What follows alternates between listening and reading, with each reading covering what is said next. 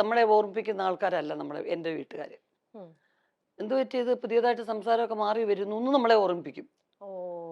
മനസ്സിലായി. അതുകൊണ്ട് തന്നെ ഞാൻ പറഞ്ഞു, എനിക്ക് ഇപ്പം എൻ്റെ ഈ മുട്ടുവേദന വന്ന് ഇപ്പം എൻ്റെ ഡോക്ടർ പറഞ്ഞു, ഒരു കാര്യം ചെയ്യും, നിങ്ങൾ കഴിയുന്നത് ഈ 2 കാലും കൂടെ ഇങ്ങനെ തൂക്കിയിട്ടിരിക്കരുത്, നീര് വരും. അപ്പോൾ ഒരു കാലിൻ്റെ മുകളിൽ ഒരു കാല് വെച്ച് അങ്ങനെ ഇരിക്കൂ. പക്ഷെ എൻ്റെ വീട്ടിൽ സമ്മതിക്കത്തില്ല. എന്തോ പറ്റി മക്കളെ, കാല് ഭാരമായിട്ട് തോന്നുന്നോ, എന്തോ പറ്റി കാലുമേ കാലിട്ടൊക്കെ ഇരിക്കുന്നതെന്ന് ചോദിക്കും. എന്നാലും ആരും ഇല്ലാത്തപ്പോൾ ഞാനപ്പോൾ ഇത് യൂസ്ഡ് ആവുകയാണ്. അപ്പോൾ അങ്ങനെയുള്ള നല്ല എഡ്യൂക്കേറ്റഡ് ആണ് എൻ്റെ അമ്മ. പക്ഷെ എങ്കിലും പറഞ്ഞു തരുന്നൊക്കെ അങ്ങനെയുള്ള കാര്യങ്ങളാണ്. അപ്പം നമ്മുടെ പെരുമാറ്റത്തിൽ കുറച്ചൊരു കൂടുതൽ ഗൗരവമോ കുറച്ച് ഹാർഷായി പോയി കഴിഞ്ഞാൽ അങ്ങനെയൊന്നും സംസാരിക്കാൻ പാടില്ല എന്ന് എല്ലാവരും കൂടെ നമുക്ക് ഓപ്പോസിറ്റ് ആവും. എല്ലാവരും, കുടുംബത്തിലുള്ള എല്ലാവരും എന്ത് പറ്റി, അയ്യോ അത് ഭയങ്കര മോശമായപ്പോൾ അങ്ങനെ സംസാരിച്ചത്. അപ്പം നമുക്ക് വല്ലാത്തൊരു അന്തരീക്ഷമാവും നമ്മുടെ വീട്ടിലെ. അപ്പൊ ചേച്ചിക്ക് അങ്ങനെ എപ്പോഴെങ്കിലൊക്കെ മാറ്റങ്ങൾ സംഭവിച്ചിട്ടുണ്ട്?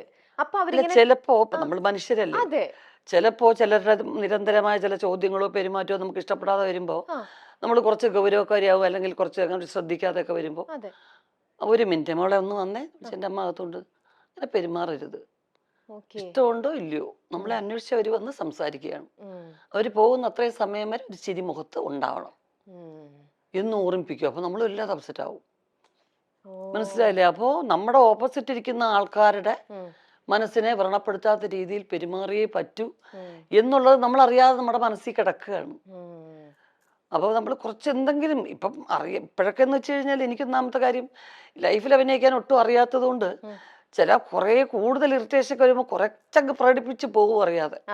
പക്ഷെ ഇത് വെച്ച് കഴിയുമ്പോൾ ഞാൻ ഓർക്കും, എൻ്റെ അമ്മയും എൻ്റെ വീട്ടിലുള്ളവരും എല്ലാം ഓർക്കും, അയ്യോ ഇവരാരെങ്കിലും അവരോട് പറയൂ.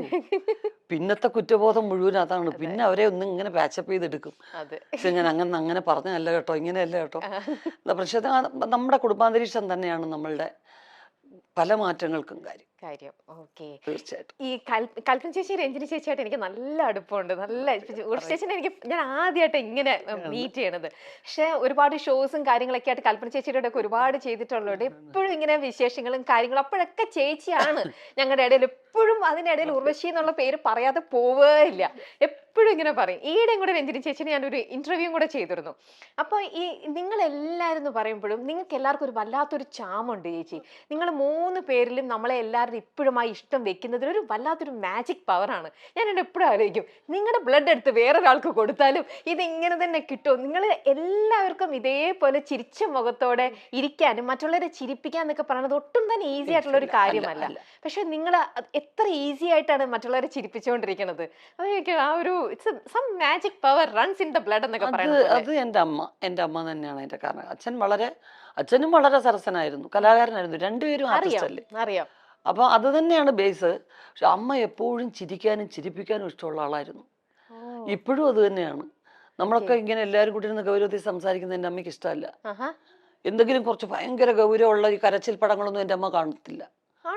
മക്കളെ മാറ്റത്, ആ ചാനൽ മാറ്റുക, അല്ലെങ്കിലേ ഉണ്ട് നമുക്ക് പ്രശ്നങ്ങൾ. ഇത് കരഞ്ഞുകൊണ്ടിരിക്കാൻ വയ്യ.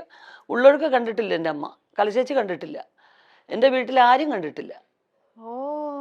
അങ്ങനെയുള്ള എൻ്റെ സിനിമകളും കാണത്തില്ല. അങ്ങനത്തെ ഒരു പ്രശ്നമുണ്ട്. അപ്പൊ അമ്മയ്ക്ക് റെസ്ലിംഗ് കാണത്തില്ല എൻ്റെ അമ്മ. എൻ്റെ അമ്മ പറഞ്ഞ് മനസ്സിലായിരുന്നു, ബ്രദേഴ്സൊക്കെ അതൊക്കെ ഒരു അവര് കറക്റ്റായിട്ട് റിഹേഴ്സൽ ചെയ്തിട്ട് അമ്മ ചെയ്യുന്നത്. അതൊന്നും അവർക്ക് അങ്ങനെ നോവത്തൊന്നുമില്ല. അതെല്ലാം അവർ പ്രാക്ടീസ് ചെയ്യണത്. വേണ്ട മനുഷ്യൻ കൂടെ അടിച്ച് ചാവുന്നത് കാണാൻ വയ്യ. അവൻ നെറ്റിന്റെ മുകളിൽ കയറി താഴെ അവൻ്റെ നെഞ്ചത്തോട്ട് ചാടുന്നു, വേണ്ട എനിക്ക് കാണുകയോ വേണ്ട എന്ന് പറയും. അപ്പൊ അത്രയും ഒരു പോസിറ്റീവ് അറ്റ്മോസ്ഫിയർ ഇഷ്ടപ്പെടുന്ന ഒരാളാണ് എൻ്റെ അമ്മ. ഇതൊക്കെ ആക്ടിങ് ആണെന്ന് അറിയുന്ന ഒരാള്, ഒരു ആക്ടറും കൂടിയാണ്. എന്നിട്ടും ഇങ്ങനെ അല്ലേ? ചേച്ചിക്ക് അപ്പൊ ഇതിനോടുള്ള ചേച്ചിയുടെ കാഴ്ചപ്പാട് എങ്ങനെയാ?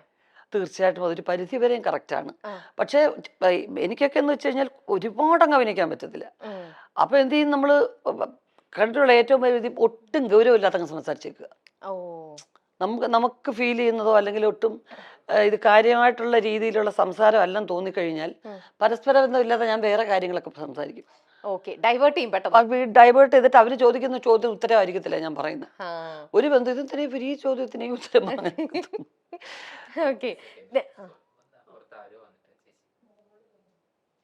വന്നിട്ടുണ്ടോ? മക്കളെ ഓടിവടാ, അമ്മയുടെ കുഞ്ഞാണ്ട. മക്കളെ രമ്യ ചേച്ചി അറിഞ്ഞു വിട്. Nice meeting you. കൊറേ നേരമായി തുടങ്ങിയിട്ട്. കുറച്ചേരം മക്കൾ അമ്മയ്ക്കും കൂടെ അധികം സ്പൈസി ഇല്ലാത്തെന്തെങ്കിലും അമ്മയ്ക്കും കൂടെ ഓർഡർ ചെയ്യാം. അമ്മ കുറച്ച് വിളിച്ചു കഴിച്ചു കുഞ്ഞിനും കൂടെ ഓർഡർ ചെയ്തോ. മേളിലുണ്ടോട്ടാ എല്ലാം വലിച്ചു വാരിയിട്ടേക്കാ മുകളിലത്തെ റൂം കേട്ടാ. ചേച്ചി നിങ്ങളുടെ കൂടെ ഏറ്റവും കൂടുതൽ നർമ്മം അല്ലെങ്കിൽ ഭയങ്കര എന്താ പറയാ ഹ്യൂമർ സെൻസും കൗണ്ടർ ഒക്കെ പറയണത് നിങ്ങളിൽ ആരാ? കൽപ്പന ചേച്ചി.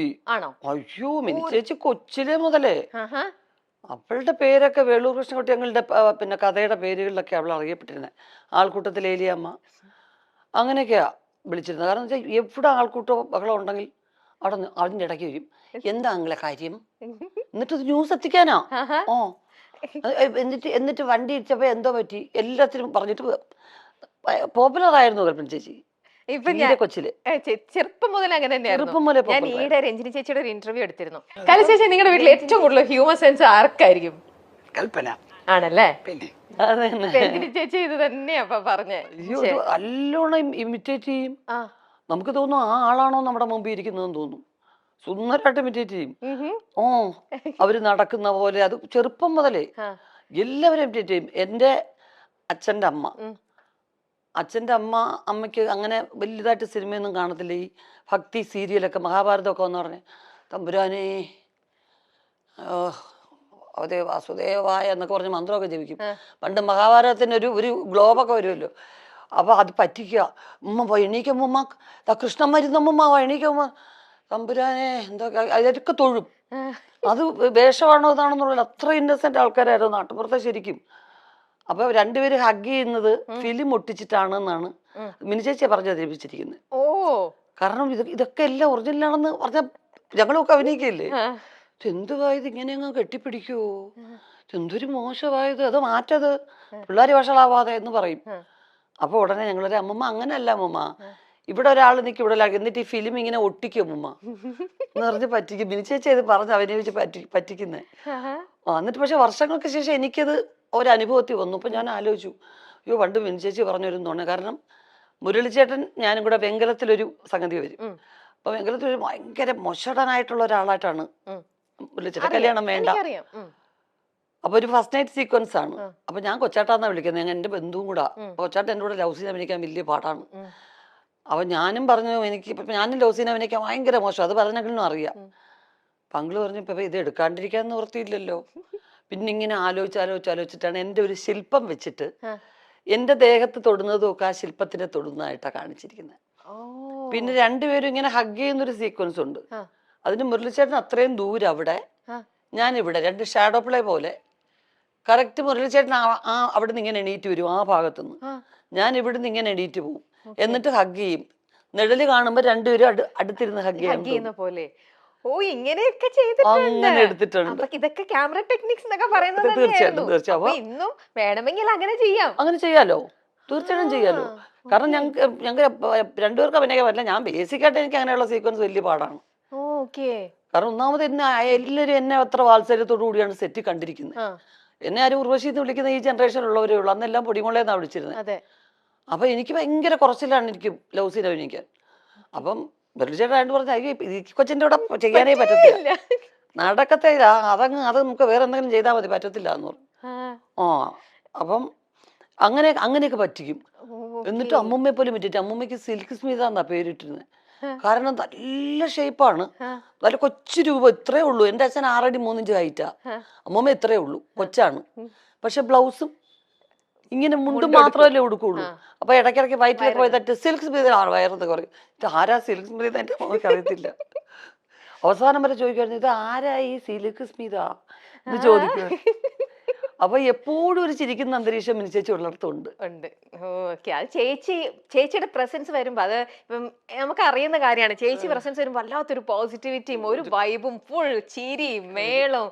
എത്ര വിഷമവും എത്ര ടെൻഷനും നമുക്കുണ്ടെങ്കിൽ അതെല്ലാം നമ്മൾ മറന്നു പോകും. അതൊക്കെ ശരിക്കും ഒരു ദൈവത്തിന്റെ ഒരു അനുഗ്രഹം തന്നെയാണ്. നമുക്ക് ആ ഒരു പോസിറ്റിവിറ്റി മറ്റുള്ളവർക്ക് സ്പ്രെഡ് ചെയ്യാൻ പറ്റും. കുടുംബത്തിൽ നമുക്കൊരു സ്വാതന്ത്ര്യം ഉണ്ടാവുക, കുടുംബത്തിൽ രസകരമായിട്ടുള്ള കാര്യങ്ങൾ നമ്മുടെ കുടുംബത്തിൽ നടക്കുക എന്ന് പറയുന്നത് അതൊരു വലിയ കാര്യം. ഓക്കെ, ചേച്ചി ഇന്ന് നമ്മുടെ മൈൽ സ്റ്റോണിൽ ഇന്ന് രാവിലെ ഇന്റർവ്യൂ ചെയ്ത മനോജ് ചേട്ടന്റെ ഒരു ഇന്റർവ്യൂ ഉണ്ടായിരുന്നു. അതിനകത്ത് ചേട്ടൻ പറഞ്ഞിട്ടുണ്ട് മോൾക്ക് അഭിനയത്തിലേക്ക് വരാനായിട്ട് ഭയങ്കര ഇൻട്രസ്റ്റ് ആണ്.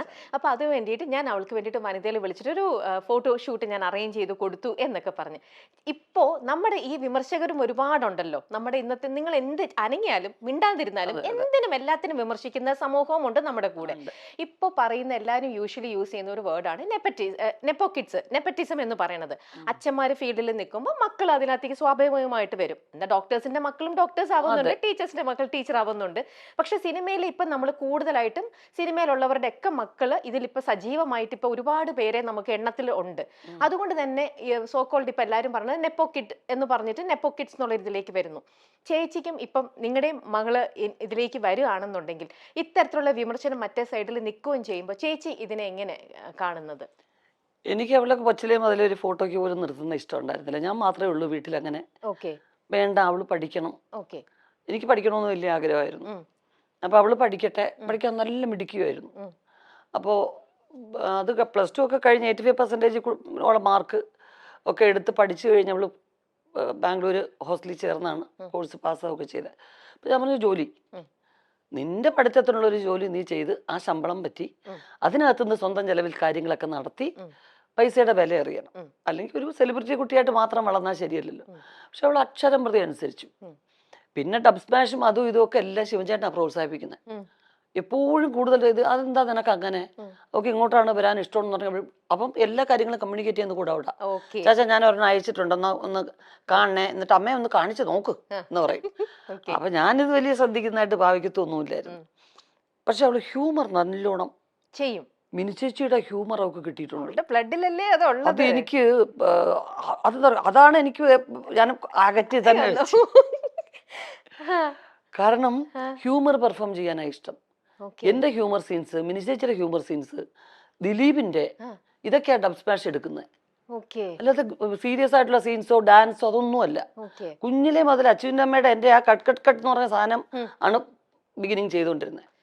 പിന്നെ കിലുക്കത്തിലെ രേവതിയുടെ അപ്പൊ പെനയും അമ്മ മെനയും അതൊക്കെയാ എടുക്കുന്നത്. കൊച്ചിലെ ഞാൻ പിന്നെ അവളെ ഉറക്കാനും അവളെ എന്റർടൈൻ ചെയ്യിക്കാനും എടുക്കുന്നത് കിലുക്കത്തിലെ രേവതിയുടെ ഡയലോഗ്സാ. കൊരങ്ങിന് വേണോ, അതൊക്കെ ഞാൻ അഭിനയിച്ച് കാണിക്കണം. അപ്പൊ അപ്പം മുതലേ എനിക്കറിയാം ഇവൾക്ക് ഹ്യൂമറിനോടാണ് താല്പര്യം കൂടുതൽ. പിന്നെ വീട്ടിലെപ്പോഴും തമാശ പറയുന്ന ആൾക്കാരല്ലേ. അപ്പൊ എന്നോട് പറഞ്ഞപ്പോ ഞാൻ പറഞ്ഞു ജോലിയൊക്കെ ചെയ്തിട്ടാട്ടെ എന്ന് പറഞ്ഞു. ജോലി ചെയ്തു, ശമ്പളമൊക്കെ വാങ്ങിച്ചു. ഞാൻ 450യുടെ ഒരു ടോപ്പ് എടുത്തു. അപ്പൊ സമാധാനമായി എനിക്ക്.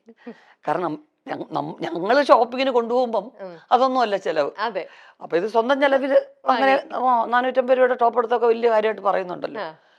അപ്പൊ അത് കഴിഞ്ഞപ്പോ കഴിഞ്ഞ വർഷം ലാസ്റ്റ് ആയപ്പോ എന്നോട് പറഞ്ഞു, എനിക്ക് അമ്മ എല്ലാരും എന്നെ കമ്പൽ ചെയ്യുന്നു. അവള് ലണ്ടനിൽ ഇവിടെ ഒരുപാട് ഫ്രണ്ട്സ് ഉണ്ട്, അവളുടെ കൂടെ പഠിച്ചവരും ഒക്കെ. അപ്പൊ അവിടുത്തെ ഫ്രണ്ട്സ് എല്ലാം പറയുന്നു അതെന്തുകൊണ്ട് 9th പഠിച്ചപ്പോ അമ്മ വന്നു അഭിനയിക്കാൻ. അപ്പൊ ഇത്രയായി ജോലിയും കഴിഞ്ഞിട്ട് ഇനി മോളെ അഭിനയിക്കാൻ വിട്ടാ എന്താ കുഴപ്പം എന്ന് ചോദിക്കുന്നു. ഞാൻ ഒരു വർഷം ഒന്ന് ട്രൈ ചെയ്ത് നോക്കട്ടെ, ഇല്ലെങ്കിൽ കുഴപ്പമില്ല, നമ്മുടെ വിദ്യാഭ്യാസം ആരും എടുത്തോണ്ട് പോകുന്നില്ല. അങ്ങനെ കുറച്ച് ഓഫേഴ്സ് ഉണ്ട്. പിന്നെ നമുക്ക് ഉടനെ കാണാം ബിഗ് സ്ക്രീനിൽ. അതെ, തീർച്ചയായിട്ടും. അങ്ങനെ നല്ലോണം ചൂസ് ചെയ്ത് അവരുടെ ഇഷ്ടം, അവരൊക്കെ സ്മാർട്ടാണ്, അവർക്ക് പറ്റുന്നുണ്ട്. അല്ല ചേച്ചി, ഇന്നിപ്പോ ഒരുപാട് ആക്ടേഴ്സ് ഉണ്ടെങ്കിലും ചേച്ചി പറഞ്ഞാൽ ഈ ഹ്യൂമർ ഹാൻഡിൽ ചെയ്യാൻ എല്ലാവർക്കും പറ്റില്ല. അത് നിങ്ങളെപ്പോലെ ഇത്രയും ടാലന്റഡ്, അത് അവളുടെ ബ്ലഡിലുണ്ട്. അപ്പൊ അവൾക്ക് അതിൽ ഇൻട്രസ്റ്റ് ആണെങ്കിൽ ആ ഒരു സ്പേസ് അവൾക്ക് വേണ്ടിയിട്ടുണ്ടാവും എന്തായാലും. അത് നമുക്കെന്താ അറിയാം, ഞങ്ങൾ വന്ന കാലഘട്ടത്തിൽ ലോങ് സ്റ്റാൻഡിങ്ങിന് ഒരുപാട് സ്കോപ്പ് ഉണ്ടായിരുന്നു. പല ആർട്ടിസ്റ്റുകളും അങ്ങനെ നിന്നിട്ടുണ്ട്. സത്യമാണ്. ഇനിയിപ്പോ അങ്ങോട്ടുള്ളവർക്ക് അത്രയും നല്ല സ്ട്രോങ് ക്യാരക്ടേഴ്സ് എഴുതുന്ന റൈറ്റേഴ്സ് ഇനിയും ഉണ്ടാവുമായിരിക്കും തീർച്ചയായിട്ടും. അപ്പം അങ്ങനെ ഉണ്ടാവണം, നല്ല ക്യാരക്ടേഴ്സ് ഉണ്ടാവണം. ഒരു എന്താ പറയുന്നത്, നിങ്ങളുടെ മൈൽ സ്റ്റോൺ പോലെ ഒരു മൈൽ സ്റ്റോൺ ആവുന്ന ഓരോ ക്യാരക്ടേഴ്സ് എങ്കിലും ജീവിതത്തിൽ ഉണ്ടാവണ്ടേ.